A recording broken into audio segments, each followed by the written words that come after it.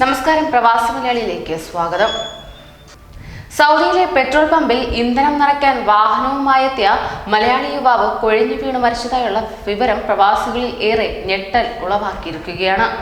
കിഴക്കൻ പ്രവിശ്യയിലെ ജുബൈലിന് സമീപം അഹുദ്ദരിയ എന്ന സ്ഥലത്തെ പെട്രോൾ പമ്പിലായിരുന്നു സംഭവം നടന്നതായുള്ള വാർത്ത പുറത്തേക്ക് വന്നത്. മലപ്പുറം വേങ്ങര കണ്ണാടിപ്പടി പരപ്പൻചിന സ്വദേശി ബിബീഷാണ് കുഴഞ്ഞു വീണത് മൂലം മരിക്കാനിടയായത്.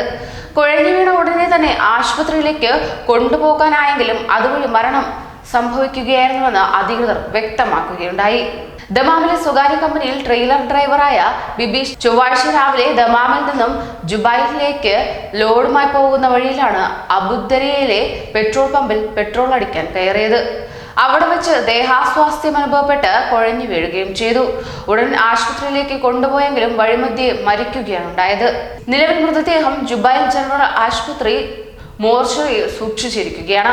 പരേതനായ അയ്യപ്പനാണ് ബിബീഷിന്റെ പിതാവ്. അമ്മ യശോദ, ഭാര്യ ബീന, മക്കൾ അശ്വജിത്ത്, ആർദ്ര, ലക്ഷ്മി എന്നിവരും. ബിബീഷിന്റെ മൃതദേഹം എത്രയും വേഗം തന്നെ നാട്ടിലെത്തിക്കാനുള്ള നടപടികളും അധികൃതർ സ്വീകരിച്ചു കഴിഞ്ഞിരിക്കുകയാണ്. ഇത്തരത്തിൽ ഒത്തിരിയേറെ അപകട മരണങ്ങളും അപ്രതീക്ഷിത മരണങ്ങളും നാട്ടിലുള്ള ഉറ്റവരിലേറെ സങ്കീർണത ഉളവാക്കുന്നത് പതിവ് കാഴ്ചയായി മാറുകയാണ്. പ്രവാസികൾക്കിടയിലെ ആരോഗ്യകാര്യത്തിലെ വലിയ രീതിയിലുള്ള സുരക്ഷാ വീഴ്ചയാണ് ഇത്തരത്തിലുള്ള വാർത്തകളിലേക്ക് നയിക്കുന്നതെന്നതും വ്യക്തമാണ്. ന്യൂസ് ഡെസ്ക്, പ്രവാസി മലയാളി.